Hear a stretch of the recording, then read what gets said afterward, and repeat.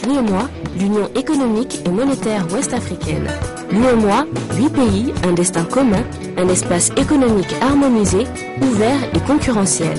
L'UEMOA, votre guide au cœur de l'Afrique, des grands événements et des grandes mutations sur Africable.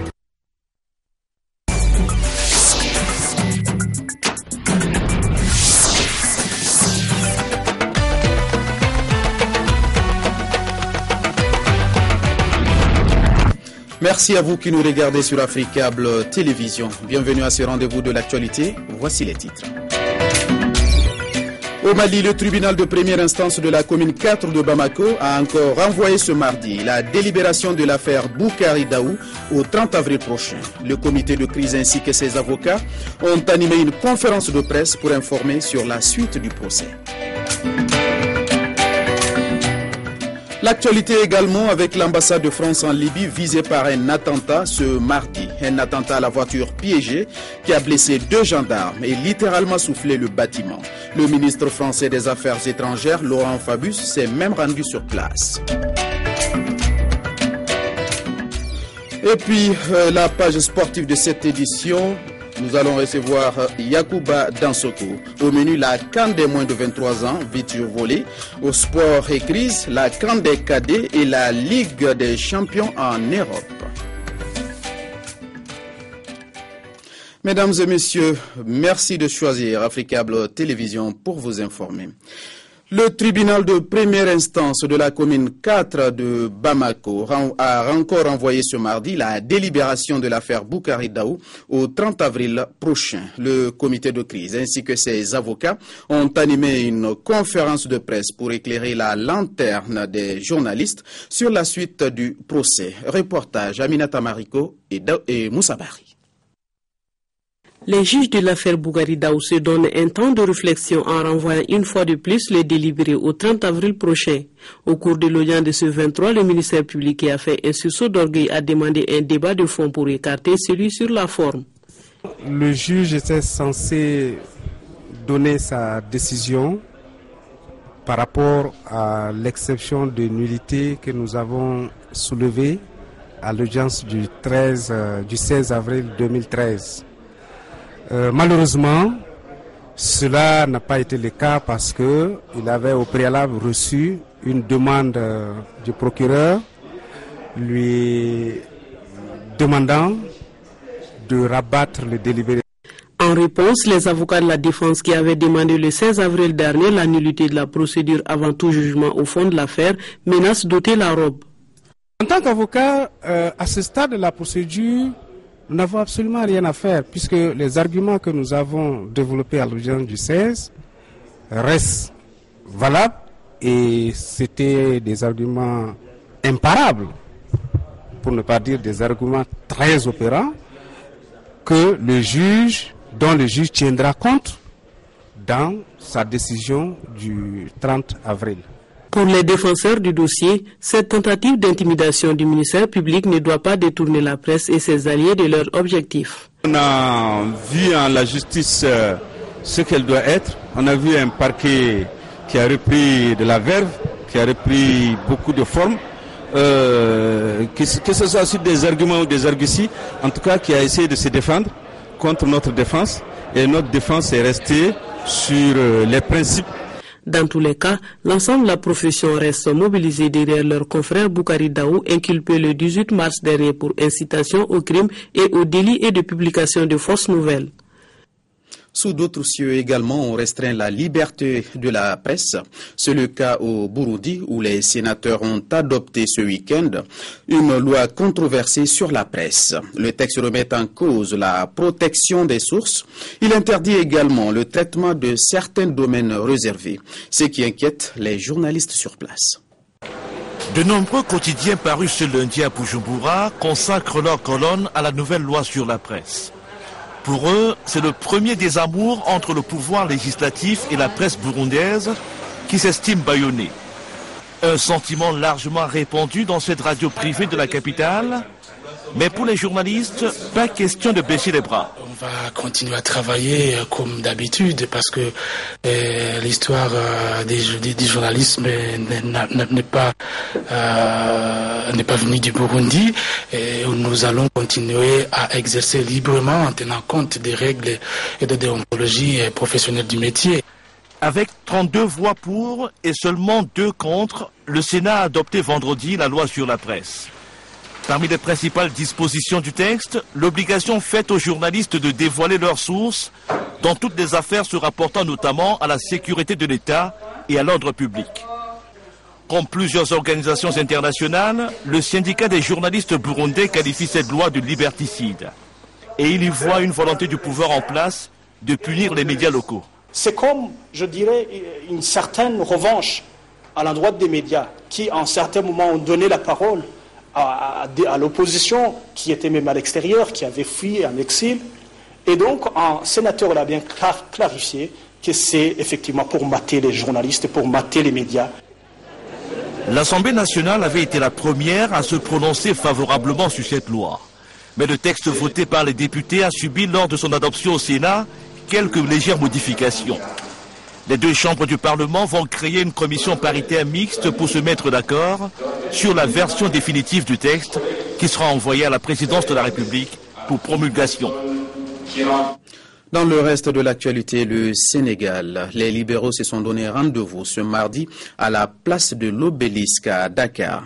Les inconditionnels du Parti démocratique sénégalais dénoncent la vie chère et l'arrestation de Karim Wade. Suivons l'extrait d'un membre du comité directeur du PDS au micro de notre correspondant Mamadou Gueye. Nous marchons pour défendre nos libertés. Parce que nous considérons que les libertés s'effilochent dans ce pays depuis que ce gouvernement est là. Pour défendre notre pouvoir d'achat, pour défendre la gestion, la malgouvernance qui règne. On attend que tout simplement qu'on le libère parce que nous considérons que c'est de la diversion. La France n'a reçu aucune revendication, une information livrée par le Premier ministre Jean-Marc Ayrault après l'attaque perpétrée contre l'ambassade de France en Libye. Un attentat à la voiture piégée qui a blessé 2 gendarmes et littéralement soufflé le bâtiment. Les images qui nous parviennent de Tripoli laissent deviner la puissance de l'explosion. La villa de 2 étages qui abritait l'ambassade de France est fortement endommagée. Un des murs d'enceinte a même été détruit. 2 gendarmes français chargés de la protection des lieux sont blessés, l'un d'entre eux grièvement. L'explosion a eu lieu ce matin vers 7 heures. La déflagration a été très forte. Elle a tout dévasté. Un attentat qui aurait pu tourner au carnage. Le personnel n'avait pas encore investi les lieux. C'est une voiture piégée qui est à l'origine de l'attentat. C'est la première fois que la France est visée ici en Libye depuis la révolte de 2011 et la chute du dictateur Kadhafi. C'est un attentat qui vise non seulement la France, mais l'ensemble des pays qui luttent contre les groupes terroristes. Je vais me rendre immédiatement en Libye. Je me rendrai immédiatement au chevet des gendarmes, bien sûr.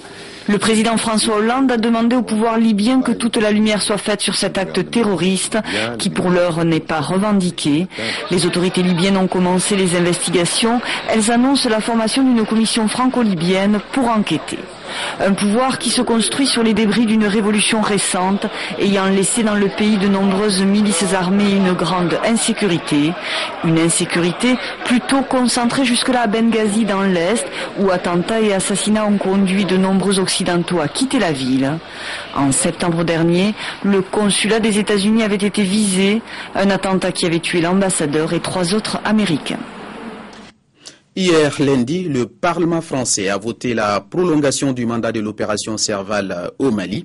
Apprécié par la population malienne, notre reporter Dabo Pendandiaï a fait le tour de la ville et a tendu son micro à quelques personnes. Nous les écoutons. Il faut aujourd'hui que les Français restent, le temps que la formation des militaires maliens qui est en cours se termine et le temps que aussi, n'est-ce pas, on mette beaucoup de choses dans l'ordre pour assurer vraiment la sécurisation totale du Nord Mali. Génial, la prolongation de l'opération Serval au Mali est une chose fantastique.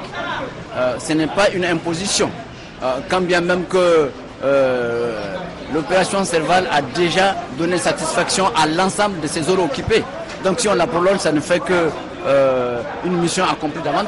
Une bonne nouvelle, d'autant plus que l'intervention française a estompé l'évolution des terroristes vers le sud. Et avec les actions entamées pour débusquer d'éventuels groupes qui sont cachés ça et là, c'est bien beau et vraiment ça nous a soulagés. La du mandat Serval de la France au Mali, je suis très content de ça.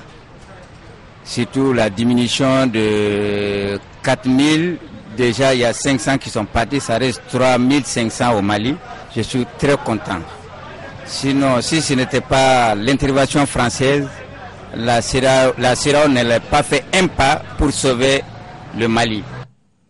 À présent, un tour d'horizon de l'actualité en bref et en images, une compilation signée Sékou Tangara. Un mois après la visite du roi Mohamed VI au Gabon, c'est le président Ali Bongo Ondimba qui effectue cette fois une visite officielle au Maroc. Les deux chefs d'État qui devront inaugurer les 6e assises de l'agriculture à Meknès passeront en revue les axes de la coopération entre les deux pays. Sur ce point, plusieurs accords ont déjà été signés dans les domaines notamment de l'agriculture et des échanges économiques.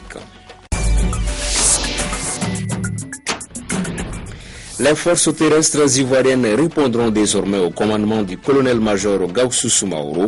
La passation de témoins s'est déroulée en présence du ministre de la Défense et du chef d'état-major des forces républicaines de Côte d'Ivoire. Aux différents chefs de corps, officiers, sous-officiers et hommes du rang, le nouveau commandant des forces terrestres a demandé la discipline et la détermination. Au Togo, 24 heures après la réouverture des facultés, la polémique enfle autour des critères d'attribution des bourses d'études et des allocations. Pour être boursier, il faut par exemple être âgé de 22 ans à la première inscription et avoir les mentions bien, très bien ou excellent. Les étudiants jugent les critères trop rigoureux. Le gouvernement, lui, parle de quête de l'excellence. Une minute d'inattention et vous vous retrouverez au fond du fleuve. Nous sommes au Cameroun. Ce garde-fou endommagé depuis quelques semaines par un gros porteur attend d'être réhabilité. Il en est aussi du pont sur le Vouri et d'autres axes routiers du pays. Les autorités viennent de siffler la fin de la récréation avec le lancement de la campagne Qui casse paie. Burkina Faso, fin de course pour les présumés assassins du conseiller municipal de Boudabga dans la commune rurale de Kouala dans la Niaga. L'arrestation de ce gang qui sévissait la terreur dans l'Est a été rendue possible grâce à l'étroite collaboration entre forces de sécurité du Burkina Faso et du Niger, le Niger où les malfrats avaient trouvé refuge. Merci Sékou pour ces tours d'horizon de l'actualité. Nous poursuivons également avec l'actualité au Burkina Faso. La situation dans les universités publiques de Ouagadougou mérite que l'on y prête attention. Ce sont des années académiques bien atypiques qui s'y déroulent depuis. Les années se chevauchent et ne semblent pas finir. La solution du gouvernement, le blanchiment technique, une décision qui devait toucher quelques filières de l'université. Cette solution, les étudiants ne veulent pas en entendre parler. Les détails avec nos correspondants permanents au Burkina Faso, Jonas Bazier et Joseph Paris. Université de Ouagadougou, il y a un amalgame dans les promotions et les années académiques dans certaines filières d'études. Nous sommes venus à Lyon pour l'année académique 2010-2011. On a fait la première année. Malheureusement, on a perdu une année là-bas. On a fait 2 ans en première année. Actuellement, nous sommes en deuxième année. Sur le papier, c'est 2011-2012. Alors que nous sommes à quelle année? Nous sommes en 2013. Bon, au fait, j'ai arrivé à l'université de Ouagadougou en 2011. Donc, en principe, à cette année, je devais être en deuxième année. Mais je suis toujours en première année. Je n'ai même pas fini ma première année. Pour mettre fin à ce cafouillage, le gouvernement burkinabé propose la solution du blanchiment technique. Ce blanchiment s'applique à une catégorie d'étudiants qui malheureusement ont du mal à le saisir. Bon, on nous avait dit qu'il y aurait des experts qui allaient venir nous informer, nous donner plus d'informations sur le blanchiment technique. Mais jusqu'à présent, bon, on ne les a pas encore vus. Ça veut dire que nous-mêmes qui sommes concernés par le blanchiment technique, on ne sait pas ce que c'est, pourtant ça sera appliqué à nous. Le besoin d'information est donc là, mais la question fondamentale reste la pertinence même de la solution du blanchiment technique. Je pense que ce blanchiment technique ne résout pas ce problème. Au fait, c'est plutôt une méthode prise dans l'urgence. Le principe, si effectivement on dit blanchiment technique, c'est juste pour un réaménagement seulement des années académiques sur papier. Mais en réalité, sur le terrain, il n'y a pas de changement. Après les balais médiatiques consécutifs à la visite avortée du Premier ministre à l'université, le silence est retombé sur le campus de Zogonan. Ce silence, même technique, ne facilite pas en tout cas l'appropriation du concept d'année blanche technique par les étudiants. Nous restons toujours avec le volet éducation. Les écoles doctorales sont très importantes pour le processus d'instauration du système LMD, licence, master, doctorat.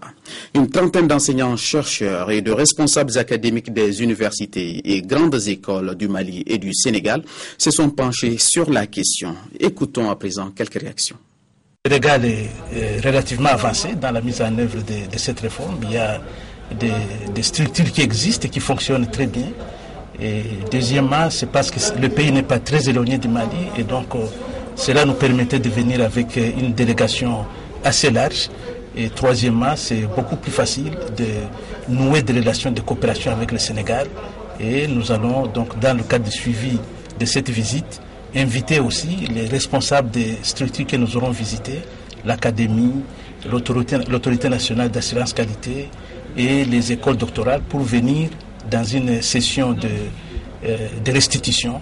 L'Union économique et monétaire ouest-africaine a pris une directive pour institutionnaliser la réforme LMD dans la sous-région, dans l'espace UEMOA. Le Sénégal fait partie des pays les plus avancés, par conséquent, il est tout à fait normal que le Mali vienne s'inspirer de notre expérience. Dans cette visite au Sénégal, nous voulons profiter de l'expérience de l'Académie nationale des sciences et technologies du Sénégal, de profiter également de la mise en œuvre du système LMD dans les universités du Sénégal et partager de nos expériences aussi au Mali. Nous venons tout juste il y a à peine un mois d'organiser les doctorales de l'école doctorale de l'école doctorale droit, sciences juridiques et de gestion avec 96 doctorants qui ont présenté leurs travaux devant le Premier ministre de la République du Sénégal et également devant des décideurs économiques. C'est tout le sens qu'il fallait d'ailleurs donner à ces doctorales qui ont permis à l'université de sortir et de montrer à la société ce qu'elle est et ce qu'elle est en train de faire. Du volet éducation, on passe au volet sanitaire. Le 5 mai de chaque année, le monde entier célèbre la journée internationale de la sage-femme. Pour l'édition 2013, le thème choisi est la sage-femme qualifiée dans un environnement qualifiant, toute chose qui contribuera à ce qu'aucune femme ne meure en donnant la vie et qu'aucun nouveau-né ne meure en venant au monde. Au Gabon, c'est la localité de Bikélé, à 18 km de Libreville, qui a accueilli les activités en prélude à cette journée. Écoutons à présent quelques réactions à ce sujet. Cette année, nous avons initié une journée porte ouverte qui se déroule sur l'ensemble du territoire national dans les 10 régions sanitaires ce 23 avril.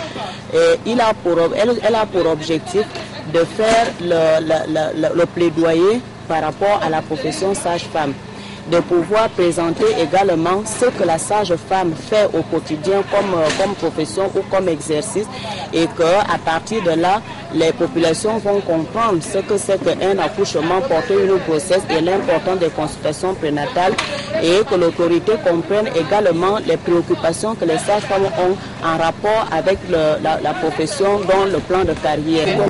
Chaque année, 8 millions de femmes souffrent de graves maladies et invalidité liée à la grossesse et à l'accouchement. Par ailleurs, en 2012, 222 millions de femmes de 15 à 49 ans ont eu des besoins non satisfaits en matière de planification familiale. Comme tous les mardis, nous recevons à présent Yacouba Dansogo pour la page sportive de cette édition. Bonsoir Yacouba. Bonsoir Djiboula. On connaît déjà les représentants africains pour le mondial beach volley.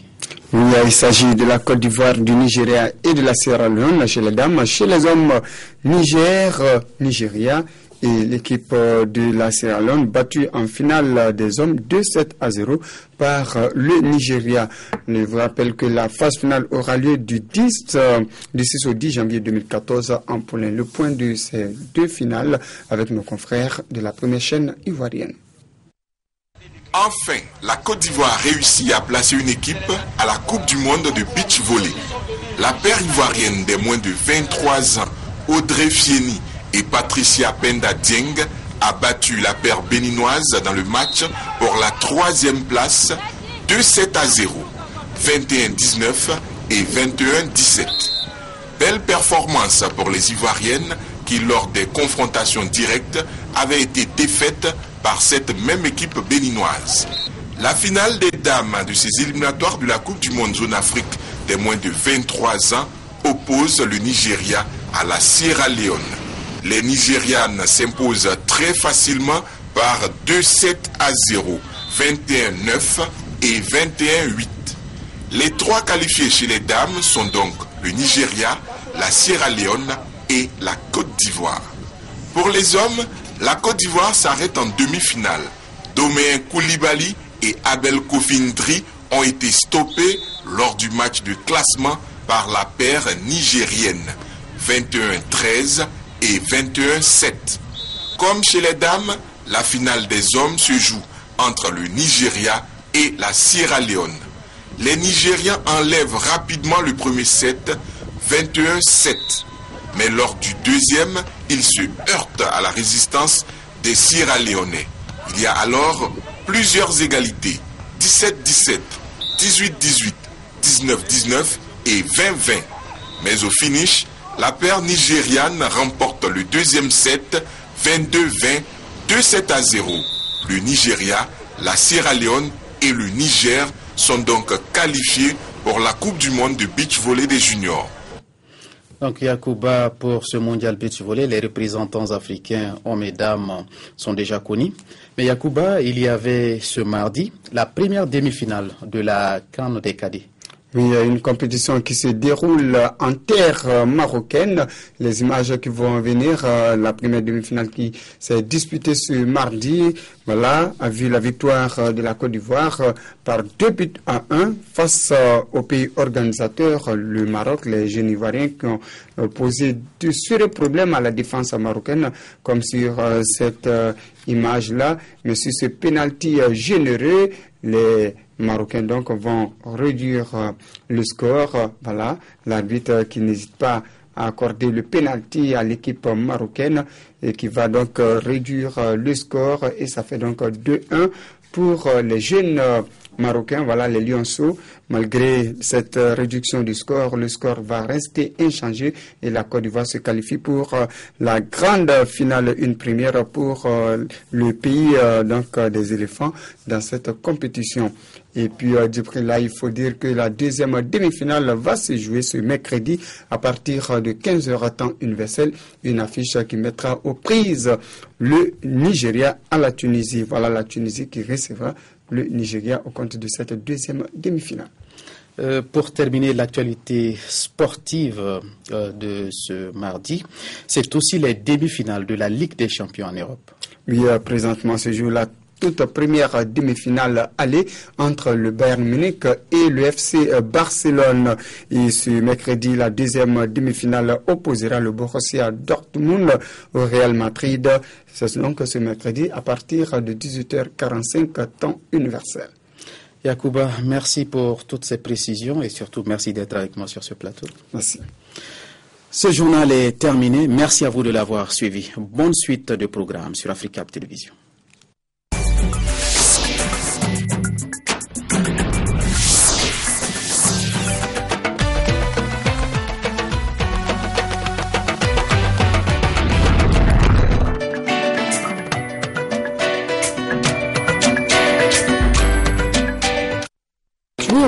L'Union économique économique et monétaire ouest-africaine. L'UEMOA, 8 pays, un destin commun, un espace économique harmonisé, ouvert et concurrentiel. L'UEMOA, votre guide au cœur de l'Afrique, des grands événements et des grandes mutations.